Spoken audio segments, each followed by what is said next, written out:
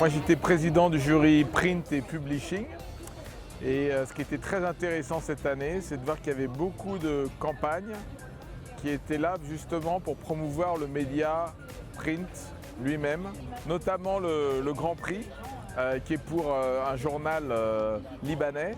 Au Liban, pendant un certain nombre de temps, ils n'arrivaient pas à former un gouvernement, donc la population était excédée, les partis politiques se renvoyaient la balle.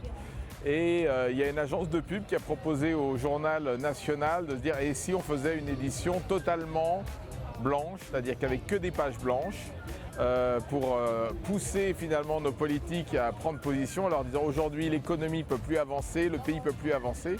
Et ce qui était intéressant surtout, c'est que ce journal, c'était presque un outil interactif puisqu'ils invitaient chaque individu qui l'achetait à remplir la une d'un mot d'ordre et de se filmer et de le poster sur les réseaux sociaux. Et c'est devenu l'édition la plus vendue du journal et ça a mis de la pression sur les hommes politiques pour finalement former un gouvernement. Et on a eu pas mal de campagnes comme ça qui défendaient le journalisme et la presse écrite.